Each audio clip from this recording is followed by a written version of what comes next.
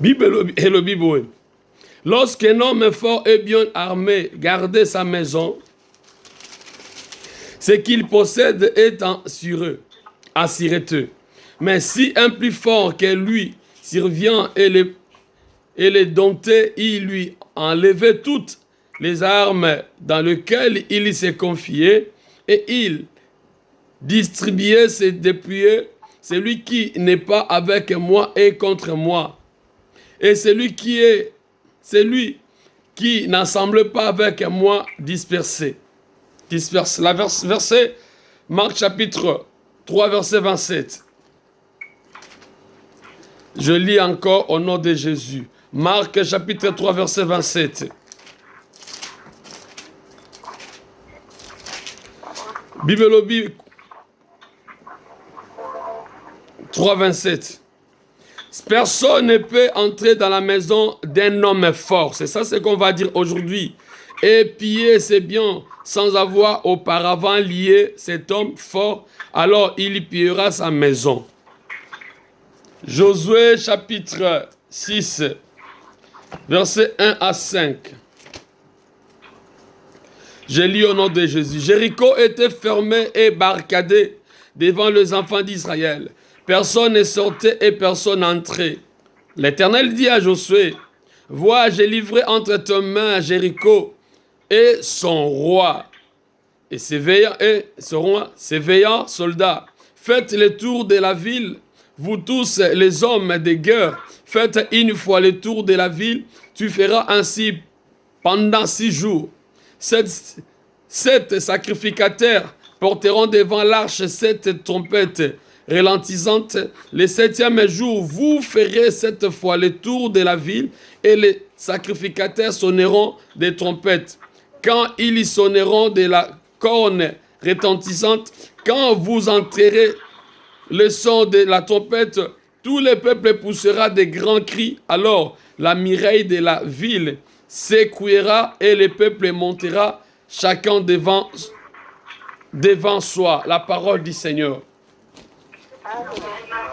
Bien le mepesanga matoi pendant quelque temps. Zambe azana makambo ya malamu oya bongisi kolobela lisusu ngai na yo na tangu oyo. Alléluia. Pesa matoi na yo bien aimé. Bible zolo bana biso makamoko ya motuya o bien aimé dans le Seigneur esengeli na biso toyeba. Yango na lobi ke na zolo bela na tina etali détrôner l'homme fort et le paralyser. Eza eloko ya motuya o esengeli bien aimé dans le Seigneur tomeka koyeba. L'homme fort représente bien aimé le forteresse maléfique.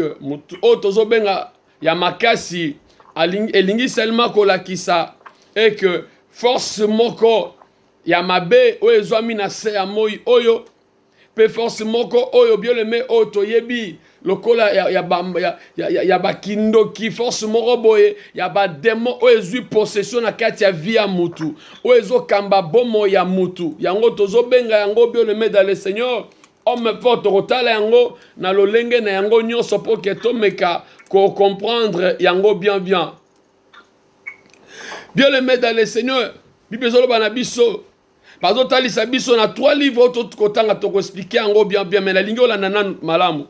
Bien aimé, dans certaines familles na mabota ebele bien aimé, il y a des forteresses qui touchent à tout le monde. Alléluia. Na mabota ebele bazana ba force moko ya bongo. Bazana ba makambo oyo eza ko simba makambo ebele. Et bien aimé na kati ya forteresse ango komona que ezana ba piège ebele, ezana na ba protection na yango. Eza ko protéger ba makambo wana ebele. Mais tokoye bango au fur et à mesure. Mais ndenge nini ekoki ko salama. Alléluia. Gloire à Jésus. Na mabota ebele makambo yango ezoleka. Ezo simba même mokili mobimba makambo. Oyebi ba oyo bengaka homme fort tant que baza wana bien aimé balukaka ko défendre na ndenge moko ya makasi. Pourquoi? Parce que azui possession ya kovanda na esika wana. bakambaka bazokamba esika wana, bazokonza esika wana, mais nkolo na biso azoyebisa biso eloko moko ya motuya. Le Seigneur Jésus enseigne que dans une maison et dans chaque maison, il y a un homme fort qui a des biens qui ne lui appartiennent même pas, ne partenaient pas, pardon. Aussi longtemps qu'on ne ligote pas, ne les chasse pas, ne les paralyse pas, on ne pourra pas récupérer les biens qu'il a dérobés. C'est-à-dire, Yesu azopesa lision na kati ya ototi kotanga. Na babota nyonso, na ba famille nyonso, ezalaka na ba homme fort. Mais aussi longtemps que toko kanga bangote, toko paralyser bangote, toko bengana bangote, bien aimé dans le Seigneur, makambo eko changer te. Makambo eko tikala toujours bongo. Alléluia. Yango komona makambo ebele na kati ya bavie ya batu. Homme fort na kati ya vie ya mutu ayaka kaka pona ko détruire. Bien aimé, c'est pour cela que je dis que non, il y a beaucoup de, il y a des sortes de démons, il y a beaucoup de catégories de démons. Na kati ya vie ya batu ebele. Yango mona ba démon mususu yesu aza ko sa ba différence ya ba misusu ba bimaka na ba prière pamba te, il faut za na ba jeûne et prière. Yango mona ki que esengela ki na biso to mema na lolenge o parce que après retraite après ba prière ou après ba jeûne o il faut que ba vie ya ba tebele ko changer. J'ai dit ça, ba vie ya ba tebele ko changer au nom de Jésus. Parce que ça na ba homme fort bango na ba prière mususu o mona ke bazana ba quelques démons miki ba kimi mais vu que yaza homme fort bazo benge yesu azo benge homme fort atika la toujours. Mais soki ya bimi o bengani ye o paralysé ye na ba démon na ye tu ya mike wana balandaka ye. Mais soki yo bengani ya mike mais oya makasi bakendaka te homme fort atika la po yende mutazo diriger ye mutazo kamba nyonso. Alléluia. Et en plus, tant que kamba vani na kat na biloko ya kangi eze ayete. Biloko ya simbe eze ayete. Place ya vandi eze ayete. Mazo konze yango lokole komi aye. Aussi longtemps que tu es paralysé, tu es ligoté. Bien aimé dans le Seigneur, à continuer toujours comme ça à Moussanae.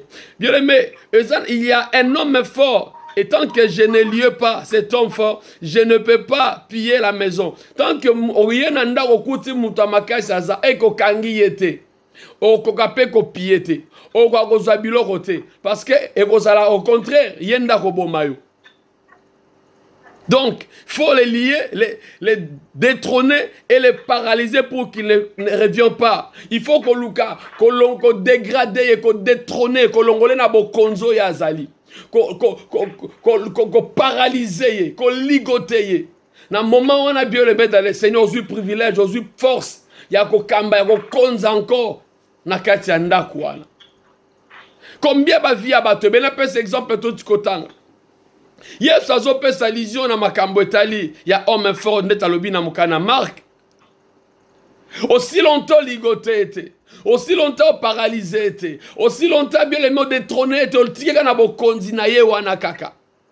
Oroya to bengani ba demo ya boya longwe, demo ya boya longwe ake, mais ye ka vandi wana, po yende mutaza mo kambia ba demo nyonso. Même na kati ba famille aussi longtemps zo régné kaka bien aimé dans le Seigneur, que bokonzi na ye za kaka, ba misu ba royal suko zonga. Arobenga bango. Yango mona ya des fois na kati ya vie makamuso mona essaie le cola et marcher qui de gauche à droite. Ah non maintenant c'est bon. Quelque temps après les ongi li susu koleka plus pur koleka. Parce que ezana homme fort moko avandi esika moko. Homme fort azo kamba yo, azo kamba famille, azo kamba ndaku na yo. Ndaku nyonso na sa moi o ezana homme fort. Mais il faut to luka, to leka ko détrôner, to luka ko paralyser, ko ligoter, to boake libanda.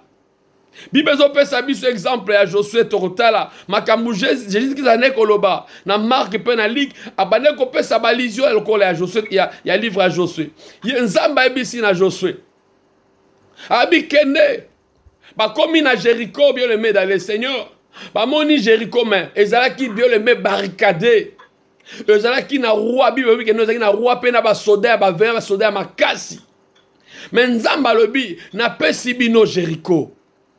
Raisonner na kati ya eloko nzamba bi na pesi bino yango. Donc tant nzamba lobi ka pesi yango directement ekomi nango ya yo. Mais le problème, il faut récupérer ozwa yango. Parce que nzamba pesi mais likambo ezalaki batu bazalaki na kati ya Jéricho, ezalaki na roi o bazobenga homme fort o Yesu azali kopesa vision. Abina pesi bino Jéricho. Nzamba pesi Jéricho na maboko ya Josué. Mais alobi na kati wana eza na roi. Eza pe na ba soda ya makasi na kati ya Jéricho. Mais Josué ko sala koma, Nzambe apesi mais eko sala makoma. Alléluia. Bien aimé, Jéricho eza image. Yokanga, eza image ya ndaku. Oh Yesu azopesa vision. Abina pesi yo Jéricho. Mais bon, retourner seulement 6 fois. Josué a tourné dans le sacrificateur, a tourné dans le soldat pendant 6 fois. Alors, 7e fois, 7e jour, pardon, bon, retourner 7 fois. Puis, bon, remettre trompette, bon, kota, et rosala, bon, kota. Et va saliango, bibo bina biso mira Jéricho et Kouya. Ba ganga bazoe ma mire kweya na roi na ba soda bango tu bazaki ligote ba kanga bango ba panzani ba bomi misusu donc et que ba zui possession ya Jéricho nzambe azwa lokumu. Alléluia. Mais pour bazwa yango bien aimé et sengaki balanda ba instruction nzamba zai kopesa. Et sengeli va comprendre ni nzamba lo bien on a uti koloba que Jéricho est l'image de la maison donc que Jésus-Christ fait mentionner dans les textes. Dans le Luc chapitre 11, 21 à 23, ou on a Marc chapitre 3, verset 27. Jéricho est une image ya ndaku. Oye salobi. Jéricho est une image ya famille na yo. Jéricho est une image ya vie na yo. Bien aimé dans le Seigneur, au bon moment na yo. Mais le roi azaki na kati ya Jéricho ana. Bien aimé, aza image ya l'homme fort. Le roi de Jéricho est à l'image de l'homme. L'homme de fort, l'homme est fort. Alléluia. Et bien aimé, le veillant soldat là, au Bible, ils ont dans le livre à Josué, ils mangent à bas démons, ils mangent à bas sorciers. Au batambo la tout autour, il y a homme fort. Et bango bazaki tout autour, il y a roi. Mais Nzamba apesi bango Jéricho. Abike na pesi bino Jéricho. Mais il y a un roi. Oh, homme fort. N'a pas si bino Jéricho, mais ça n'a pas un soldat. Oh, zali lokola ba démon. Zamba pesio peut-être Moussala. Zamba pesio Libala. Zamba pesio Ndaku. Zamba pesio Mibembo. Zamba pesio oh Seigneur kita Moussou ozwa. Mais le problème c'est que malgré que oza pesio ango, mais il faut yeba que ezapo aussi na ba homme fort. Ezana oh zali ko gouverner oh azo kamba na moment wana. Aussi longtemps que au ligoté était, aussi longtemps que bien le maintenant nos quoi c'était et ça passe il faut que et comme on a possession na yo. Likambo toko sala lelo toko ligoté toko paralysé. Alléluia, alléluia. Bien mais cet homme est lié et forteresse. Par exemple, dans certaines familles, les femmes n'arrivent pas à rester en mariage. Et ça, ma botte belle, au moins, même bateau belle, batika la nalibalate. Babala na baon, batika la mabalate. Mabale koufara. Bazora na bango va fiancé. Mais et comme on a soukate. Au moins, na bandi na bango malam. Après quelques temps, souki na nzela bazongi na bango sima. Combien bien le met dans le Seigneur. Il y a certaines familles bien le met dans le Seigneur. Bazo vivre na carte d'aba idolâtrie. Au biso na carte de famille, tous à la loko na biso songolo. Bien le met ezana wana zobenga ba homme fort. Bana pona bango ezaba ya ko gumba mele ba bikeko moko bo soi-disant o ba benga lokola bazana banyama moko bo ya bango ba bomba. O epesaka bango mbongo bazana ba biloko moko songolo pakala eza idolâtrie yango nezo eza ba homme fort yango sengaka toujours ko bomba ko lia ba makila ko freiner ba vie ba tumususu parce que eza homme fort azo rené na kati ya famille mais eza na ba famille mususu ya bango ezalaka pena kindoki o ngala zali chef wa famille ba homme fort na bango mnde bangwana ngala za mukonzi ya famille nazana kindoki te mais naza mukonzi ya famille. chef à famille. Alléluia. Gloire à Jésus, chef à famille. Mingi kindoki na bango pona bango yango ndeza lokola ba homme fort. Bango ya bango za lango normal. Biso kindoki, biso ya biso za lango normal. Na ba Afrique eza na ba pays pays ebele ba autorisa quand même yango kutu. Aussi longtemps que l'on ne détrône pas et ne paralyse pas l'homme fort, il y continuera bien aimé d'agir dans la famille. Tant que Toroti Kakabango Bongo, va continuer toujours qu'on détruit, qu'on va vie à Batou, qu'on freine ba vie à Batou, moyen avancer qu'on zalate, moyen vivre ba merveille ezate, moyen kende libosé qu'on zalate. Alléluia. Et Nzamba ici Josué, na 11, parcourez les camps et voici ce que vous commanderez au peuple, préparez-vous des provisions, car dans 3 jours, vous possédez, alléluia, vous posséderez ces Jourdains pour aller conquérir les pays dont l'Éternel, votre Dieu, vous donne la possession. Bien aimé, Dieu a envoyé son peuple, pour conquérir. Alléluia. Donc, il territoire qu'il leur avait donné. Oh, si que tu appelles ça, Nzamba lobi, abina pesi bitala, Nzamba pesa biso nyonso.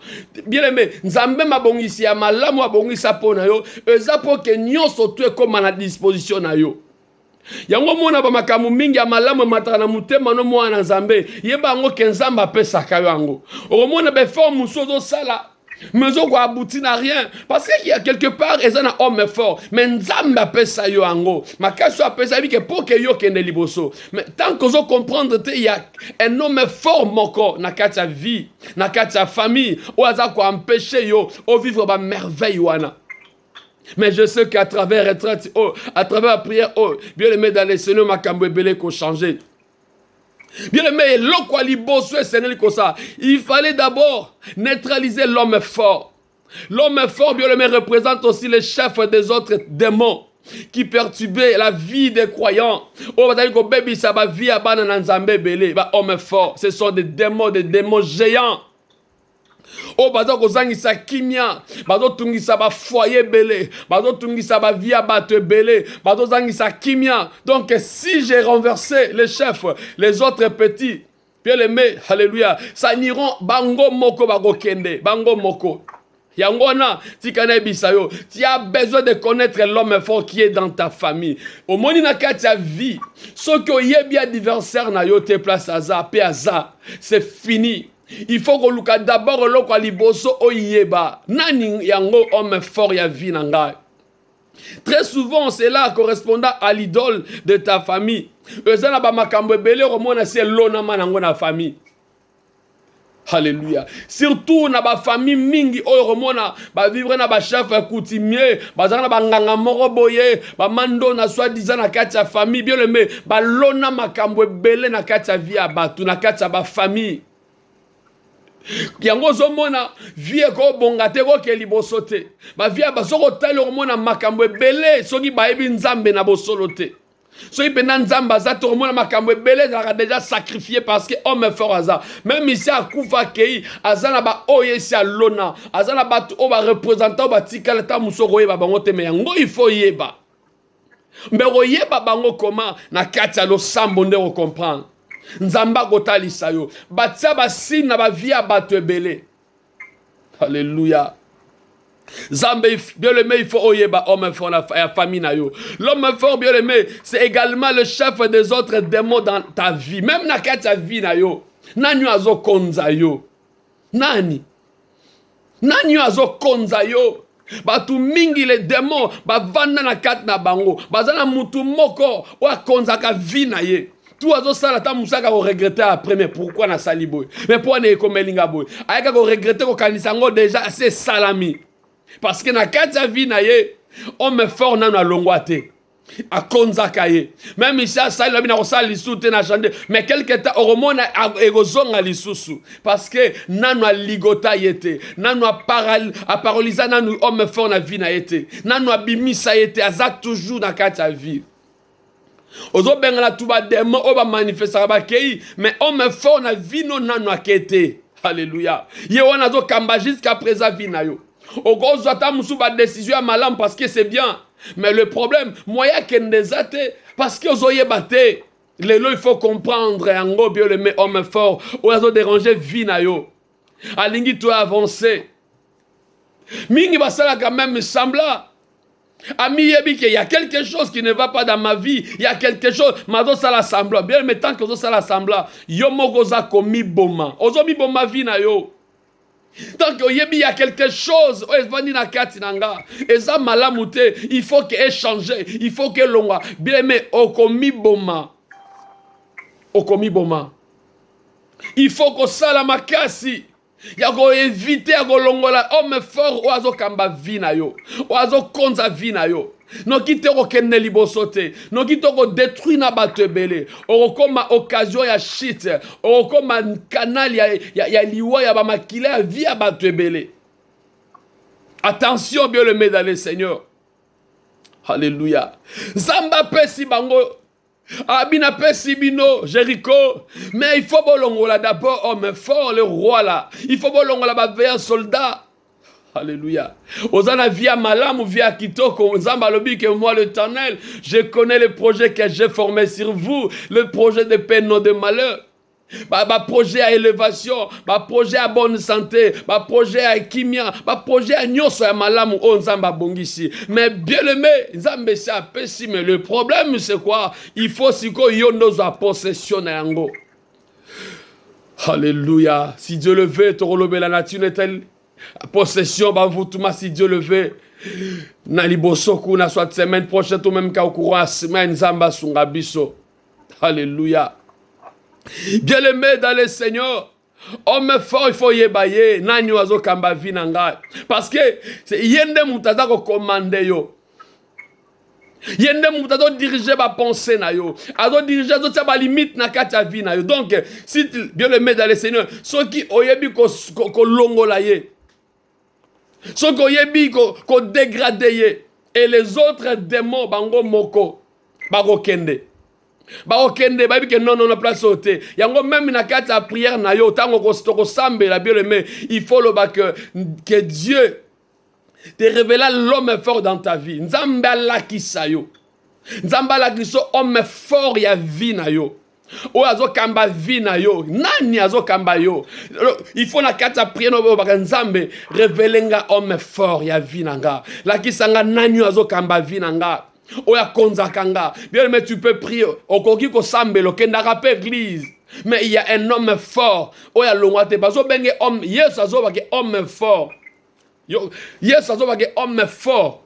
Quand on dit homme, yes ouais, oh tozo ba ke nzambe na biso. A benge homme fort. Aussi longtemps qu'on ligoté yete. Aussi longtemps qu'on paralysé yete. Bien aimé a ko continuer toujours. Luka oyeba nani oya zo kamba yo vina yo.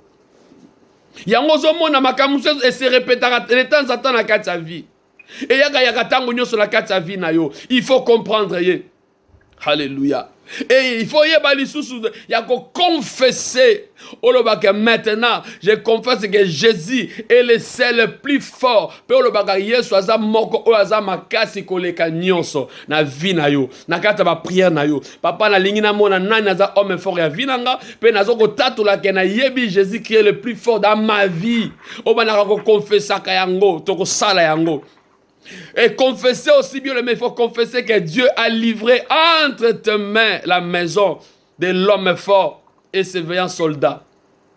Ndenge nzamba livraki oyezaki Jéricho yebango pe nzambe na mikolo oyo na ta o nzamba livrer ba homme fort a livrer bana ba soldat na epona yo atie bango na disposition na yo. Alléluia, Jésus.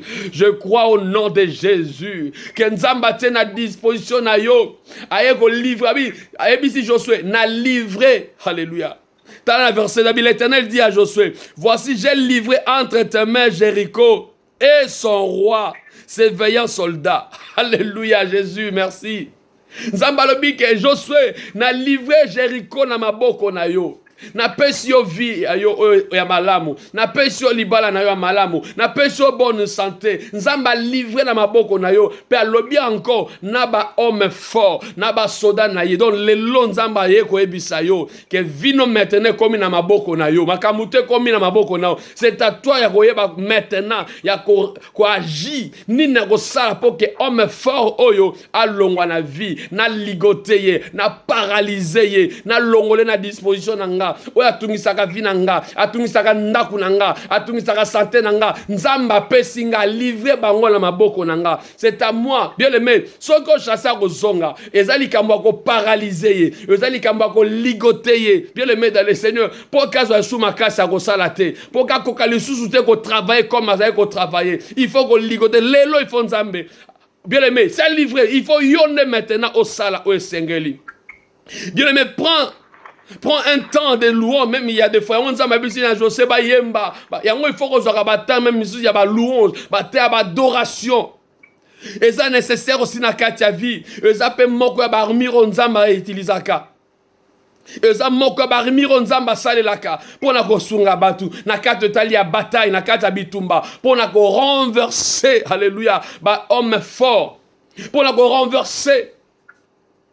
Bama misusu mutazoka mawa bien aimé ozoka ni sozoka mawa na ndenga bolingo ya solo, mais au contraire eza homme fort nde mutazota lisayo azo memayo na makambo esengelo mema ba logique o mema na droiture mozo kokate nazo kokate. Bien aimé, tu sais pas que oza animé na homme fort na kata vie, parce qu'il y a des logiques à koyeba ko sala na ko sala bonoken ah non ah oui côté a non eza non ya oui eza oui to tambola boy ko kende boy makambo wana tout eza nécessaire so ko comprendre dans te sais qu'on a toujours dirigé na kata homme fort na kata vie na yo. Même si tu pries, mais il y a beaucoup de choses qui ont dérangé vie na yo. Il faut ligoter ou paralyser misala nyonso ya molili na kata vie na yo. Chasser les démons c'est bien, mais il y a des démons et démons. Eux en ba homme fort, o bango nde ba kamba kaba démon na kata nzoto abatu. Alléluia. Tikatolo ba vérité pour que nzambe na biso azwa lokumu. Alléluia. Bien aimé, pour lier l'homme fort, on a besoin. Alléluia. Tu as posé à tu posé à makasi. Talabato makasi ezala ngote ke fo mutaka memali bende akenda basala sport akende kokota sport non. David, bien aimé dans le Seigneur, a quoi ça homme fort. Alléluia. Na kombo ya Goliath. David a memali bendete. David a zalaka soldate. Ma quoi ça homme fort. Stratégie ni nazalaki. Liboso a tellement ki liboso a kombo homme fort. Lolenge nini. A se présenta ki ndenge nini. Ye soldate. Ye pe mutamaka cité un berger, un simple berger. Un adorateur simple na kata bazamba. Aye bana kutute. Alléluia. Yangonga na ifoto yeba lelo. Zamba zwalo kumu. Alléluia. Bien aimé, il faut yeba go sambela. Bien aimé, il faut prier pour que détrôner l'homme fort de ta vie. Oyeba ko détrôner. C'est-à-dire olongola ki bo konzi na ye na kata vie oko konza ngali susute. Lelo faut loba. Yo homme fort. Oza kita ko konza nga, ko konza ba penser na nga, ko konza vie na nga. Lelo oko konza ngali sute. Na zolongola ki bo konzi no na vie na nga. Maintenant c'est Jésus qui a kozala sikoyo mo konzi na nga homme fort ya vie. Yo li sute. Totanga mukena 1 Jean chapitre 4. Bible zolobani zoatan comment rotanga 1 Jean chapitre 4. Bible binini vous petits enfants vous êtes des dieux. Alléluia. Abibozaba nzambe et vous les avez vaincus pe bolonga parce que celui qui est en vous est plus grand que celui qui est dans le monde. Qui est dans ce monde? C'est les hommes forts là. Ozam nzambe Bible binini non petits enfants vous êtes des dieux.